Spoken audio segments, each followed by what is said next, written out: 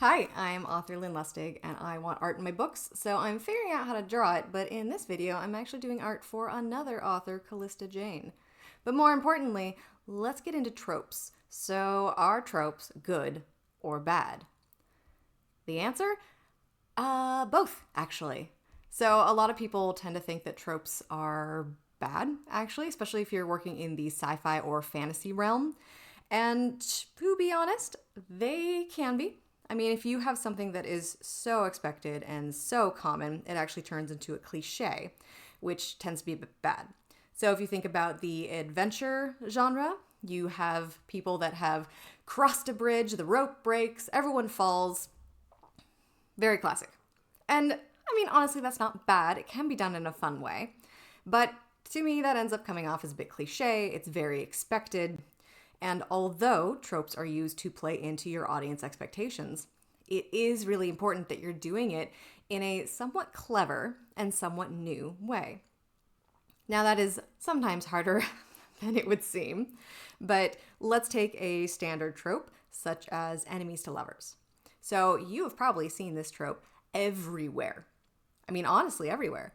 And yet, audiences don't tend to get tired of it because it is so broad. You can have enemies in the workplace. You can have enemies in a fantasy. You can have a villain and a hero. You can have superheroes. Like, the list truly goes on.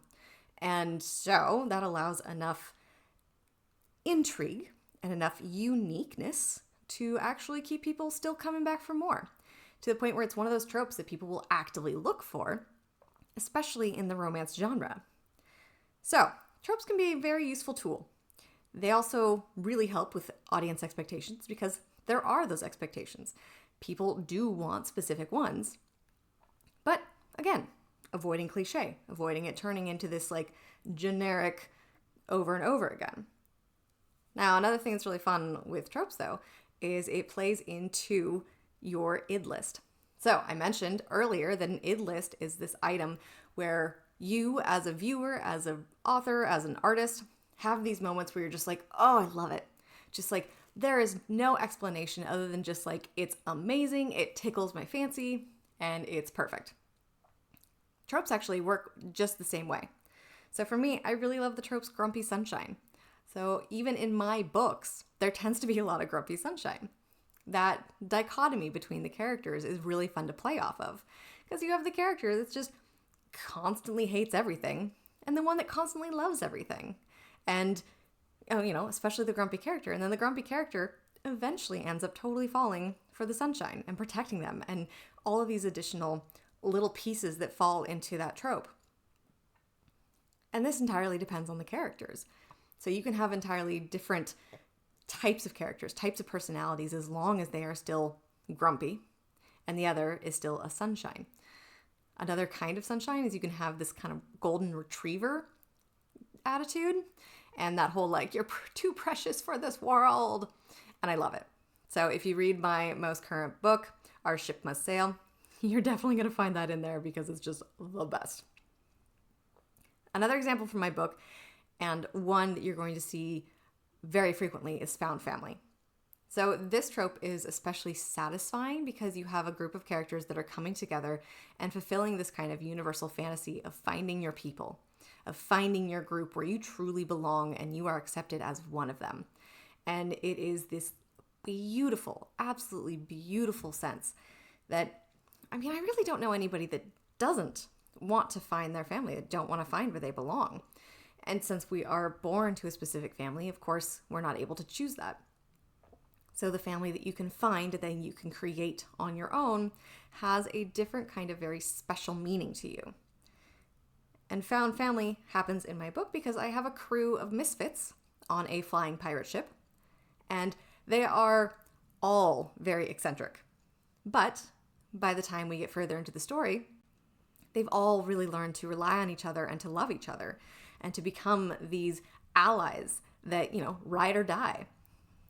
The found family is really, really just this core piece of what people look for. You're also going to find it a lot in LGBT stories because there is a lot of rejection that, of course, comes with being part of that community.